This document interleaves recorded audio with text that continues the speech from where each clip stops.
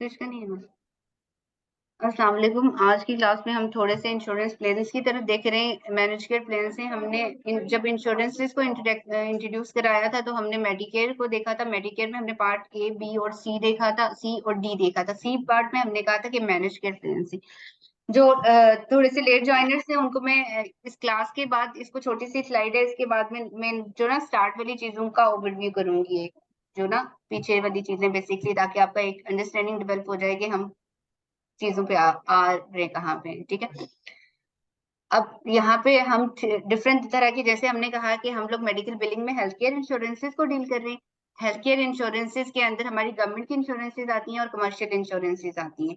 फिर जो हमारी कमर्शियल इंश्योरेंसेज होती हैं वो बेसिकली कुछ समटाइम्स ये होता है कि गवर्नमेंट की इंश्योरेंसेज मेडिकेयर जो होती हैं उनके बिहाफ में करने वाली मैनेज केयर प्लान्स होती हैं। तो आज हम थोड़ा सा मैनेज केयर प्लान्स को देख रहे हैं। हम पीछे वापस जाके तो देखेंगे कि ये मैनेज केयर प्लान्स थे क्या और इनकी इंपॉर्टेंस क्या थी। मैनेज केयर प्लान्स में हमारे पास एचएमओ और पीपीओ दो तरह के मैनेज केयर प्लान्स हैं, ठीक है। एचएमओ जो स्टैंड क्या करता है, health maintenance organisation, HMO abbreviation है, ठीक है। हेल्थ मेंटेनेंस ऑर्गेनाइजेशन क्या होती है, वो इंश्योरेंसेस प्लान, कमर्शियल इंश्योरेंसेस के वो प्लान जो लो कॉस्ट होते हैं, ठीक है। अब जब वो लो कॉस्ट होंगे तो डेफिनेटली वो क्या करेंगे, कम सर्विसेज देंगे और कम स्पेशलिटीज को कवर करेंगे, कम हॉस्पिटल्स को कवर करेंगे, ठीक है। जनरली हम कह सकते हैं कि ये कौन से होते हैं कि नेटवर्क के अंदर, नेटवर्क का कॉन्सेप्ट हेल्थ केयर इंडस्ट्री में ये होता है कि वो प्रोवाइडर जो इंश्योरेंस के साथ ये होते हैं कि उनके अलाउड रेट को एक्सेप्ट करते हैं, अलाउड रेट को एक्सेप्ट नहीं करते। दो तरह के कॉन्सेप्ट होते हैं, हम आगे जाके उनको भी देखेंगे कि ये बेसिकली अलाउड रेट्स क्या होते हैं, ठीक है। तो नेटवर्क में जो प्रोवाइडर होते हैं उनकी कवरेज देते हैं एचएमओ प्लेन। एचएमओ प्लेन्स में जैसे पहले हमने देखा था कि प्राइमरी केयर फिजिशियंस होते हैं। हमारी सर होगी क्लास जो होती आज की डेट के अंदर रखी हुई होगी, ठीक। कनेक्शन वो डिस्क्रिप्शन, ग्रुप के डिस्क्रिप्शन में है, ठीक है।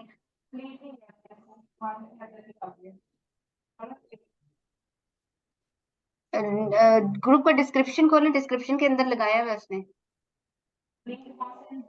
हाँ, उसी को क्लिक करेंगे हो जाएगा ऑटोमेटिकली। माइक ऑफ कर लें प्लीज।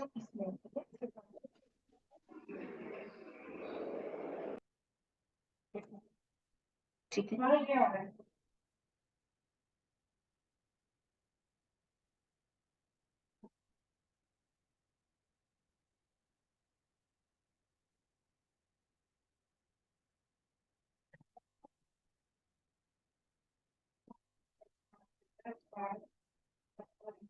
और आप भी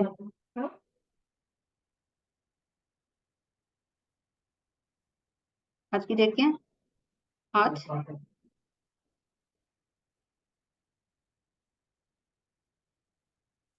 पीछे भी आएंगे, अभी अभी जो करते हैं हम लोग एचएम पीपीएस ये देखो, ठीक है। अच्छा, एचएमओ क्या है? Type of health insurance plan that usually limit the coverages to the care from the doctor who work for the contract with HMO. उन डॉक्टर्स के लिए काम करता है जो एचएमओ के साथ कॉन्ट्रैक्ट में होते हैं, ठीक है। एचएमओ के लिए पीसीपी जरूरी होती है। पीसीपी हमने देखा था प्राइमरी केयर फिजिशियन है। प्राइमरी केयर फिजिशियन वो होता है जिसके पास इनिशियली हमेशा पेशेंट उसके पास जाता है और फिर वो उसको रेफर करता है, ठीक है।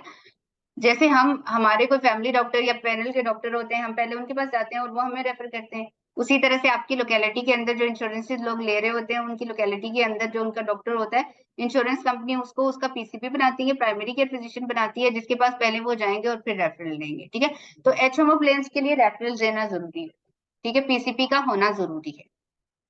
काम कैसे करता है? नेटवर्क ग्रुप में काम करता है, हॉस्पिटल्स में, इमरजेंसीज में काम, इमरजेंसी की सूरत में ये आउट ऑफ नेटवर्क भी कभी चला जाता है। ये जरूरी नहीं होता कि बंदा बिल्कुल ही बीमार पड़ा हुआ है, इमरजेंसी सूरत हाल है तो उसके नेटवर्क का कोई डॉक्टर नहीं था तो उसको एंटरटेन नहीं करेंगे, ऐसा नहीं होगा। इमरजेंसी की सूरत में जरा डिफरेंट होगा, ठीक है।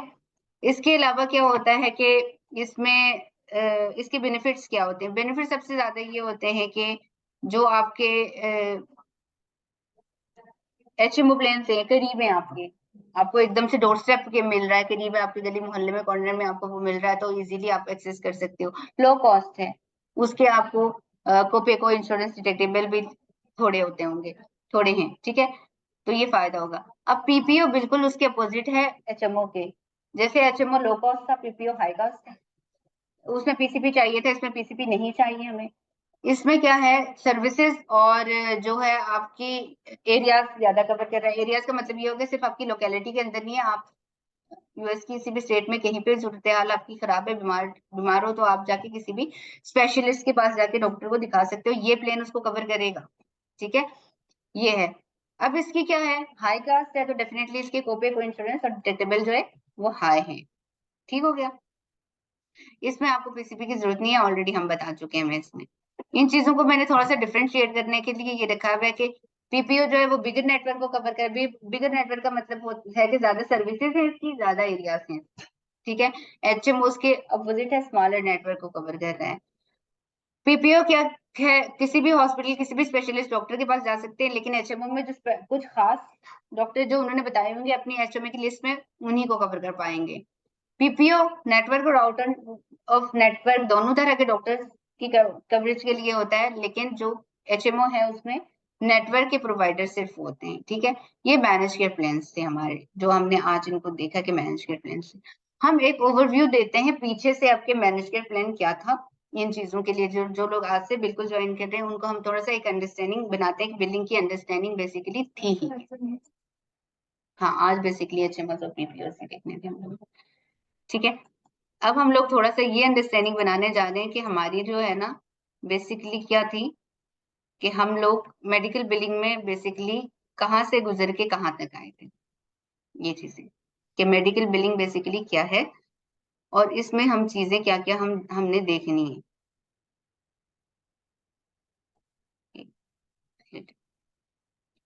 अच्छा, मेडिकल बिलिंग बेसिकली वो प्रोसेस है जहां पे हम क्या कहते हैं, यूएस के प्रोवाइडर जो हमारे क्लाइंट्स हैं, हम उनका एक रेवेन्यू देख रहे हो।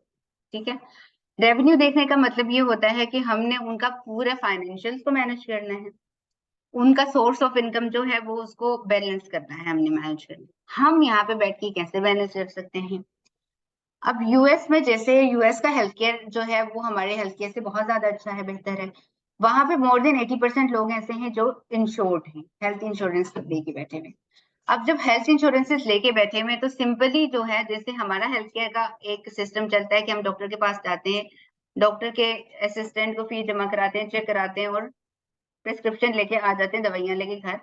ये वाला सिस्टम नहीं है, वो थोड़ा सा सिस्टम ऐसे है कि जब डॉक्टर के पास कोई बंदा आएगा, ठीक है, थ्रू अपॉइंटमेंट आता है या इमरजेंसी आता है। ठीक है, थ्रू अपॉइंटमेंट कैसे आएगा, तो कॉल करके अपॉइंटमेंट, ऑनलाइन वेब पोर्टल जो हमारे भी डॉक्टर्स का यहाँ पे है, बड़े हॉस्पिटल का, हम ऑनलाइन अपॉइंटमेंट ले सकते हैं। फिर जो है उनके पर्सनल हेल्थ रिकॉर्ड से उनके ईएचआर्स बने हुए थे, छोटे छोटे एप्स बने हुए, एप्स के थ्रू भी हम लोग क्या कर सकते हैं, कनेक्ट कर सकते हैं, डॉक्टर्स की अपॉइंटमेंट ले सकते हैं। अपॉइंटमेंट के ये तरीके थे। हम इमरजेंसी की सूरत में भी ऐसा हो सकता है कि हॉस्पिटल जाए कोई बंदा, जब डॉक्टर ऑफिस जाएगा, डॉक्टर ऑफिस या प्रोवाइडर ऑफिस, हम कह रहे हैं प्रोवाइडर डॉक्टर को कह रहे हैं हम यूएस में, उसका जो क्लिनिक का जो सेटअप बना हुआ है उसको हम क्या कह रहे हैं, उसका ऑफिस कह रहे हैं, डॉक्टर ऑफिस कह रहे हैं। मोस्टली हम ये टर्मिनोलॉजी यूज करते हैं उसके लेने के लिए। अब कोई भी बंदा डॉक्टर ऑफिस जाता है तो उसके फ्रंट डेस्क पे जाके क्या करेगा, अपनी जो है अपना इंश्योरेंस काट देगा, क्योंकि हमने बताया कि ज्यादा लोग इंश्योर्ड है। अगर वो इंश्योर्ड नहीं है तो वो फी जमा कराएगा, कैश पैसे दे के, जैसे हम लोग पैसे दे के चेक कराते हैं वो ऐसे करेगा। अगर वो इंश्योर्ड नहीं है, सेल्फ पे उसको कहेंगे, सेल्फ पे कर होता है वो बंदा जो, जिसके पास इंश्योरेंस नहीं होती। अब क्या करेगा डॉक्टर ऑफिस, डॉक्टर ऑफिस क्या करेगा कि उसका कार्ड देखेगा और उसकी एलिजिबिलिटी चेक करेगा। एलिजिबिलिटी का मतलब ये है कि वो देखेगा कि ये जो सर्विसेज डॉक्टर ऑफर कर रहा है, ये सर्विसेज इसके अंदर हैं और इस डेट के लिए ये कार्ड एक्टिव है, ये चीज देखेगा। अब क्या होता है, इसके अलावा अगर वो किसी स्पेशलिस्ट के पास आया है तो वो उसके पीसीपी का रेफरल देखेगा। जैसे अभी मैंने बताया कि आपका जो, आपका लोकेलिटी का जो डॉक्टर आपको इंश्योरेंस ने असाइन किया था, उस डॉक्टर से वो रेफरल लेके किसी स्पेशलिस्ट के पास, डेफिनेटली हम ओपीडी से रेफरल लेके जाते हैं ना स्पेशलिस्ट के, डायरेक्ट स्पेशलिस्ट के पास तो नहीं जा सकते। किसी ने हमें रेफर ही नहीं किया, हमें कैसे पता चला कि हमें ये मसला है, स्पेशलिस्ट के पास जाना चाहिए। ठीक है, और उसके अलावा दूसरी चीज एक और है कि अगर उसकी कोई बड़ी सर्विस है तो उसके लिए क्या करता है, वो प्री अथराइजेशन लेता है। अथराइजेशन क्या था, किसी बड़ी सर्विस के लिए उसे क्या करना है, डॉक्टर क्या करता है कि उसके पास कोई पेशेंट ऐसी किसी बड़ी सर्विसेज के लिए आ जाता है, तो वो क्या करता है, डॉक्टर ऑफिस जो है इंश्योरेंस को कॉल करके उससे अथराइजेशन लेता है कि ये सर्विस मैं परफॉर्म करने जा रहा हूँ पेशेंट पे, तो आप मुझे अथराइज कर रही हैं, तो इंश्योरेंस उसे अथराइजेशन देती है, तो वो सर्विसेज करते हैं। ठीक है, अब उसने मेक श्योर कर लिया अपने फ्रंट डेस्क के ऊपर कि ये बंदा, मैं इसकी सर्विसेज जो दूंगा उसके लिए मुझे पैसे मिलेंगे। ठीक है, फिर उसने क्या किया, उसका डेमोग्राफिक लिया। डेमोग्राफिक का मतलब है कि जो उसकी प्राइमरी इंफॉर्मेशन थी पेशेंट की, नाम, date of birth, address, phone number हो गया, उसका इंश्योरेंस का की जितनी भी इंफॉर्मेशन थी वो सारी चीजें ली, वो उसका डेमोग्राफिक हो गया या फेसशीट या रजिस्ट्रेशन हो गई, उसने फॉर्म फिल किया, जो बेसिकली हम जैसे कि कोई फॉर्म फिल करते हैं। उसके बाद क्या हुआ कि उसने कोपे कलेक्ट की। कोपे क्या होती है, एक स्मॉल अमाउंट होती है जो हर दफा विजिट के ऊपर पेशेंट को पे करनी पड़ती है। स्मॉल अमाउंट का मतलब होता है $10 भी होती है, 20 भी हो सकती है, 15 भी हो सकती है, $50 तक हो सकती है, मैक्सिमम 100 तक मैंने कभी किसी को कोपे नहीं देखी। ठीक है, तो थोड़ी होती है, जिसको हम पर्ची फीस भी कह सकते हैं कि हर दफा उसको थोड़ी सी डॉक्टर ऑफिस में बस वही दे रहा होता है, बाकी इंश्योरेंस करती है। उसके बाद डॉक्टर ने उसे चेक किया, फिजिकल एग्जाम हुआ उसका, उसने चेक किया, उसको डायग्नोस्टिक और प्रोसीजर्स हुए। डायग्नोस्टिक कोड्स क्या होते हैं, हर वो बीमारी जिसकी वजह से पेशेंट डॉक्टर के पास आया है वो उसके डायग्नोस्टिक कोड है। ठीक है, डीएक्स है। ये मैं कौन सा वाला लेक्चर दे रही हूँ, थ्री थ्री वाला जो है वो रखा हुआ है मैंने, थ्री वाले उसमें रखा होगा। ठीक है, अब वो क्या किया उसने, डायग्नोस्टिक वो जो बीमारियां उसने बताई थी और उसके ऊपर जो ट्रीटमेंट हुआ वो प्रोसीजर है। ठीक है, सीपीटी भी कहते हैं, उसका मतलब है, सीपीटी का मतलब है करंट प्रोसीजर टर्मिनोलॉजी। ठीक है, अब यह क्या हुआ, उसके डायग्नोस्टिक और प्रोसीजर्स हुए, चेक किया डॉक्टर ने।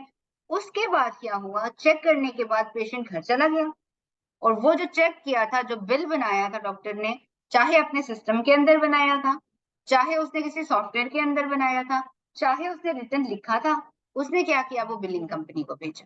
ठीक है, अब वो बिलिंग कंपनी को कैसे भेज रहा है, ईएचआर के थ्रू। ईएचआर का मतलब कि उसका एक सॉफ्टवेयर जिसमें वो अटैच करके चीजें हमें भेज देगा। मेल के थ्रू भी भेज सकता है। इंटरफेस का मतलब है वो एक सॉफ्टवेयर यूज कर रहा है, उसके अंदर वो डाटा एंटर कर रहा है, और इंटरफेस के तहत हमारे सॉफ्टवेयर जो हम लोग बिलिंग के लिए यूज कर रहे हैं उसके अंदर वो ऑटोमेटिकली क्या हो जाएगा, इम्पोर्ट हो जाएगा डाटा। वो इंटरफेसेस होते हैं। फिर अगर उसने पेज के ऊपर लिखा था उसको स्कैन करके वो अटैचमेंट हमें भेज दिया। अब क्या हुआ, उसके बाद बिलिंग कंपनी का काम है। बिलिंग कंपनी ने क्या किया, उसके ईएचआर से या जिस भी मीडियम से वो बिल आया था उसको लिया। उसने क्या किया कि अपना जो प्रैक्टिस मैनेजमेंट का सॉफ्टवेयर है जो हम यूज कर रहे हैं बिलिंग के लिए, उसके अंदर एंटर किया डेमोग्राफिक। डेमोग्राफिक एंटर करने का मतलब है कि पेशेंट की बेसिक इन्फॉर्मेशन एंटर की, उसकी इंश्योरेंस की इन्फॉर्मेशन एंटर की, और जो बिल आया था जिसमें डीएक्स और सीपीटी लगे थे, ठीक है, बीमारियों और इलाज सारों की डिटेल की, वो सारा बिल एंटर किया। उसके बाद बिल को सबमिशन कराई। सबमिशन किसको कराता है, वो इंश्योरेंस को। ठीक है, अब सबमिशन में क्या हुआ, उसकी डायरेक्ट और इनडायरेक्ट दो तरह की सबमिशन है। डायरेक्ट सबमिशन ये कि डायरेक्ट इंश्योरेंस को बिलिंग कंपनी ने सबमिट कराई, और इनडायरेक्ट ये थी जहाँ पे क्लीयरिंग हाउस आता था। क्लीयरिंग हाउस हमने कहा कि एक इंटरमीडिएट बॉडी है जो क्या करती है, मेक श्योर करती है कि क्लीन क्लेम्स जाए इंश्योरेंस तक। अगर कोई गलती है क्लेम्स के अंदर तो वो क्या करेगी, बिलिंग कंपनी को वापस भेजेगी कि ये करेक्शन करके भेज। ठीक है, उसको फिल्टर आउट करने के लिए। ठीक है, वो इनडायरेक्ट सबमिशन है। पेपर सबमिशन भी, ये तो हमने इलेक्ट्रॉनिकली की। ठीक है, ईडीआई सबमिशन इसको कहते हैं, इलेक्ट्रॉनिक डेटा इंटरचेंज होता है, ईडीआई। अब ईडीआई सबमिशन के अलावा पेपर सबमिशन भी है। वो तमाम इंश्योरेंसेज जिसका इलेक्ट्रॉनिक सेटअप्स नहीं बने हुए, उनमें पता है क्या होता है, उनको पेपर क्लेम जाता है। पेपर क्लेम ऐसे ही जाता है जैसे हमारे खत जाते हैं पीओ बॉक्स नंबर। सॉफ्टवेयर में बनेगा इसी तरह से क्लेम, उसका निकलेगा हिस्सा। ठीक है, प्रिंट कराएंगे हम, उसकी जो प्रोटोकॉल्स है उनको फॉलो करके हम उसके पीओ बॉक्स एड्रेस पे इंश्योरेंस की भेजा जाए। ठीक हो गया, ये पेपर सबमिशन। अब क्या है कि अगर आपका क्लेम जो आपका क्लेम था वो इंतहाई क्लीन था, साफ सुथरा था, उसके अंदर कोई प्रॉब्लम नहीं था, वो गया, वो एक्सेप्ट हुआ और वो पे हो गया। लेकिन अगर उसमें से मसला था, तो जब हमने कहा कि फिल्टर आउट करने के लिए क्लियरिंग हाउस है, तो क्लियरिंग हाउस ने ही वापस सेंड बैक कर दिया, तो वो रिजेक्शन है फर्स्ट लेवल। और अगर समहाउ क्लियरिंग हाउस ने उसको क्लीन करके इंश्योरेंस तक भेज दिया, लेकिन वो क्लेम सही नहीं था, बेसिक इन्फॉर्मेशन गलत थी, डेमोग्राफिक लेवल की इन्फॉर्मेशन गलत थी, तो उनको उसको इंश्योरेंस क्या करेगी, सेंड बैक कर देगी। उसको रिजेक्शन कहते हैं, क्या कहते हैं उसको, सेकंड लेवल रिजेक्शन। ठीक है, रिजेक्शन वो भी थी जो क्लियरिंग हाउस ने की, वो फर्स्ट लेवल थी, और जो इंश्योरेंस ने की वो सेकंड लेवल रिजेक्शन थी। और जो पेपर क्लेम हमने भेजा था वो भी सेंड बैक हो जाएगा, वो डायरेक्ट रिजेक्शन हो जाएगी वो हमारी, समझ आई। लेकिन अगर क्लीन था क्लेम तो क्लियरिंग हाउस ने भेजा इंश्योरेंस के पास, क्या इंश्योरेंस ने एक्सेप्ट कर दिया और उसको पे कर दिया। ठीक है, पे करने के बाद वो क्या करेगी, पे भी दो तरह से करेगी। एक तो क्या होगा, आपको इलेक्ट्रॉनिकली ट्रांसफर हो जाएंगे डॉक्टर को। पैसे किसको दे रहे हैं हम, ये क्लेम सारे किसके बना रहे हैं, डॉक्टर के बना रहे हैं ना। डॉक्टर को पैसे जाएंगे कौन से, इलेक्ट्रॉनिकली जाएंगे उसके अकाउंट में, जैसे इलेक्ट्रॉनिकली हमारे अकाउंट में ट्रांसफर हो जाता है वैसे चले जाएंगे। तो बिलिंग कंपनी के सॉफ्टवेयर में भी इलेक्ट्रॉनिकली ईआरए आ जाएंगे। ठीक है, ईआरए क्या है, इलेक्ट्रॉनिक रेमिटेंस एडवाइस, वो ऑटोमेटिकली आ जाएंगे। वो सारी इंफॉर्मेशन जिसके पैसे उसके पास गए हैं वो हमारे पास भी आएंगे। हम जस्ट उसको खोलेंगे, क्रॉस वेरीफाई करेंगे और पोस्ट कर देंगे किस किस पेशेंट की ये पेमेंट है। ठीक हो गया। उसके अलावा जिनके इलेक्ट्रॉनिक जो सेटअप नहीं बने थे, जिनको हमने पेपर क्लेम भेजा था या उनको वो पे नहीं कर रहे इलेक्ट्रॉनिकली, तो वो क्या करेंगे, एक पेपर चेक इशू करेंगे डॉक्टर को, और उन तमाम पेशेंट्स की डिटेल भी भेजेंगे जिनके बदले में वो पेपर चेक इशू कर। ठीक हो गया। तो क्या होता है कि वो पेपर चेक वो अपने अकाउंट में जाके जमा कराते हैं। जैसे हमें कोई भी सैलरी का चेक मिलता है क्रॉस चेक, तो हम अपने अकाउंट में जाके जमा कराते हैं, 2 दिन के बाद पैसे आ जाते हैं हमारे अकाउंट के अंदर। अब क्या, जब उसके पास कैश हो जाते हैं, उसके अकाउंट में आ जाते हैं, तो डॉक्टर क्या करता है, वो पेपर चेक और उस जो पेशेंट की डिटेल है स्कैन करके बिलिंग कंपनी को भेज देता है। और बिलिंग कंपनी क्या करती है, वो मैनुअल पोस्टिंग करती है। वो जो मैनुअल पोस्टिंग है उसको ईओबी कहा जाता है या एक्सप्लेनेशन ऑफ बेनिफिट्स कहा जाता है। ठीक है, और उसके भी भेजने के तरीके हैं, ई ब्रिज है, एफटीपी है, फाइल ट्रांसफर प्रोटोकॉल होता है एफटीपी, और डिफरेंट मीडियम, जैसे वो बिल भेज रहा था ना स्कैन करके, ईएचआर में भेज रहा था, जिस तरह से भेज रहा था उसी तरह से वो ईओबीज भी स्कैन करके भेज देगा। ठीक है, यहाँ तक पेमेंट आगे पोस्ट हो गई हमारी। उसके बाद क्या था कि अगर तो क्लेम सही नहीं थे और उसने एक्सेप्ट कर दिया इंश्योरेंस है, तो डेफिनेटली वो पे नहीं करेगी, और वो बताएगी मैं क्यों नहीं पे कर रही, इसकी इंश्योरेंस टर्मिनेटेड थी, इसके पास ये सर्विसेज नहीं थी, या कोई भी रीजन जिसकी वजह से वो क्लेम को अभी पे नहीं कर रहा, लेकिन वो कह रहा है कि इसको सही करो, करेक्ट करो, तो मैं इसको प्रोसेस कर लूंगा। रीप्रोसेसिंग की हमारे पास ऑप्शन होती है कि हम अपील करा सकते हैं, रीप्रोसेसिंग करा सकते हैं। ठीक है, तो वो क्या होता है, वो डिनायल मैनेजमेंट या एआर फॉलो अप होता है। अब लास्ट चीज जो है आपके रेवेन्यू साइकिल में आती है, पेशेंट बिलिंग आती है। अगर तो इंश्योरेंस से पूरा क्लेम पे किया था, पूरा हमने पोस्ट कर दिया, लेकिन अगर उसने पेशेंट का पोर्शन भी छोड़ा, को इंश्योरेंस की अमाउंट, को पे की अमाउंट, या कोई 80% इंश्योरेंस ने पे करके 20% छोड़ दिया था, वो 20% जो है वो क्या करेगा, अगर उसकी कोई सेकेंडरी इंश्योरेंस है तो पहले सेकेंडरी इंश्योरेंस ये है कि एक इंश्योरेंस के साथ सपोर्ट करने के लिए उसने दूसरी इंश्योरेंस भी ली हुई कि जो पेशेंट का पोर्शन है वो दूसरी इंश्योरेंस कवर करेगी। अगर तो उसके पास सेकेंडरी इंश्योरेंस है तो सेकेंडरी को पहले बिल करेंगे, नहीं तो फिर पेशेंट को बिल करेंगे। समझ आया, ये सारा रेवेन्यू साइकिल था हमारा। लॉजिकली जो रेवेन्यू साइकिल है एलिजिबिलिटी वेरिफिकेशन से स्टार्ट होता है। ठीक है, अपॉइंटमेंट से नहीं स्टार्ट होता क्योंकि हमारे इमरजेंसीज में अपॉइंटमेंट्स नहीं है। ठीक हो गया, रेवेन्यू साइकिल एलिजिबिलिटी वेरिफिकेशन से स्टार्ट होकर पेशेंट बिलिंग पे खत्म हो जाता है। समझ आया, ये बेसिकली रेवेन्यू साइकिल। अब ये जो रेवेन्यू साइकिल है, इस रेवेन्यू साइकिल में हम क्या करते हैं, हम का मतलब कोई भी बिलिंग कंपनी बैठ के क्या कर रही है। बिलिंग कंपनी में बैठा हुआ बंदा डेमोग्राफिक की एंट्री करता है अपने सॉफ्टवेयर के अंदर। ठीक है, चार्ज कैप्चर करता है यानी बिल्स क्रिएट करता है, पेमेंट पोस्ट करता है, डिनायल मैनेजमेंट पे काम कर रहा है, वो एआर फॉलोअप पे काम कर रहा है, फॉलोअप के बाद रिकंसिडरेशन के लिए वो अपील्स भेज रहा है, कम्युनिकेशन कर रहा है डॉक्टर के स्टाफ के साथ। डॉक्टर के स्टाफ का मतलब ये है कि फ्रंट डेस्क में कोई भी बंदा बैठा है, उसने कोई इन्फॉर्मेशन हमें भेजी हुई है, हम डाटा एंटर कर रहे हैं, हमें लग रहा है कि ये कार्ड तो ब्लर है, ये साफ नहीं था, इंश्योरेंस सही नहीं इसने दिया है, ये कोई भी इन्फॉर्मेशन मिसिंग थी, तो हम उसे कहेंगे कि ये इन्फॉर्मेशन हमें भेज दो। या हमें लगेगा कि बिल बनाते हुए हमें कोई मेडिकल डॉक्यूमेंट्स चाहिए, रिपोर्ट्स चाहिए, एक्सरेज चाहिए, तो हम उनको कहेंगे कि आप हमें भेज दें। तो हमने क्या करना है, ये क्लाइंट से यानी डॉक्टर के ऑफिस में जो बंदे बैठे हुए उसको फ्रंट डेस्क पे जो भी बंदा बैठा हुआ है रिस्पॉन्सिबल, वो हमें बता देगा कि इससे कांटेक्ट करो जब तुम्हें कोई मसला होगा, तो हम उससे भी कांटेक्ट करना होगा। उसके लिए भी ये होता है कि हमारे डिफरेंट हेल्प डेस्क बने होते हैं, क्लाइंट को देखने के लिए अलग से बना होता है, जो डायरेक्टली बिलर नहीं कर रहा होता, वो डेस्क कर रहा होता है, लेकिन बेसिकली बिलिंग कंपनी के अंदर ही किया जा रहा है। फिर क्या होता है, कोऑर्डिनेट करना होता है अपने डिपार्टमेंट से। जैसे हमारा क्रीडेंशलिंग का कोई इशू है, क्रीडेंशलिंग का मतलब ये होता है कि प्रोवाइडर जो है उसका कॉन्ट्रैक्ट जो है इंश्योरेंस से हुआ है कि नहीं है। जब तक प्रोवाइडर का डॉक्टर का कॉन्ट्रैक्ट नहीं हुआ तो डॉक्टर को तो नहीं पे करेगी ना इंश्योरेंस। अब ये इस तरह की चीजें जो है हमारा क्रीडेंशियल डिपार्टमेंट देख रहा होता है, लेकिन क्रीडेंशियल डिपार्टमेंट कौन सा होता है? बिलिंग कंपनी का ही है ना। तो इसका मतलब है कौन रिस्पॉन्सिबल है? बिलिंग कंपनी ही है। ठीक है, एक बिलिंग कंपनी में बैठा हुआ एक दो दो हमारे पास एंटिटीज, तीन एंटिटीज आ रही है। एक तो हमारे पास इंश्योरेंस आ रही है ना, वो अलग एंटिटी है। एक डॉक्टर ऑफिस है, एक हम। ठीक है, हम का मतलब ये है कि हमारे मैनेजर से लेकर के हमारे क्रीडेंशियलिंग आईटी डिपार्टमेंट तक जो भी है वो एक कंपनी है, बिलिंग कंपनी। ठीक है, तो वो रिस्पॉन्सिबल है। इसका मतलब है उसका कोई भी बंदा कर रहा है तो वही है, वही कंपनी है। कंपनी है ना, मैं बैठी भी काम कर रही हूँ, या मेरे क्रीडेंशियलिंग डिपार्टमेंट कर रहा है, मेरा आईटी डिपार्टमेंट कर रहा है, या मेरा पेशेंट हेल्प डेस्क कर रहा है, कर तो हम ही रहे हैं ना। ठीक है, तो हमने अपने जो इंटरनल डिपार्टमेंट होते हैं ना बेसिकली, उनके साथ भी कनेक्ट करना होगा। ठीक है, अगर हम खुद डायरेक्टली वो काम नहीं कर रहे तो हमारा पेशेंट हेल्प डेस्क पेशेंट को कॉल करने के लिए, क्लाइंट वाला जो डिपार्टमेंट है वो क्लाइंट डॉक्टर ऑफिस को देखने के लिए, तो क्रीडेंशियलिंग डिपार्टमेंट क्रीडेंशियलिंग को देखने के लिए। तो इन सारे डिपार्टमेंट में भी हमारे जो कंसर्न होते हैं उनको डिस्कस करने के लिए हमने क्या करना होता है? कम्युनिकेट करना होता है। तो ये बेसिकली एक बिलर का रोल होता है। क्लियर हुई ये चीज? उसके बाद हमने एक और चीज पढ़ी थी, वो थे हमारे बेसिक्स लॉ। बेसिक लॉ कौन से थे? हिप्पा हमारा बेसिक बेसिक है। हिप्पा जिस जिसको हम क्या कह सकते हैं कि जिसके अम्ब्रेला के अंदर पूरा हेल्थ केयर इंडस्ट्री चलती है। ठीक है, हेल्थ केयर इंडस्ट्री में हम में billing company, health care industry में डॉक्टर है, हेल्थ केयर इंडस्ट्री में इंश्योरेंसेस है। यही है ना कवर एंटिटीज, यही काम कर रही है ना डायरेक्टली एक क्लेम के साथ, पेशेंट की इन्फॉर्मेशन के साथ।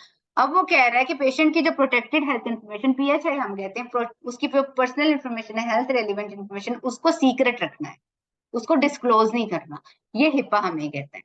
ठीक है, अब हिप्पा के अंदर क्या है? कवर एंटिटीज कवर करती हैं, हेल्थ केयर प्रोवाइडर हो गया, पेयर हो गया यानी इंश्योरेंस कंपनीज और बिजनेस एसोसिएट है।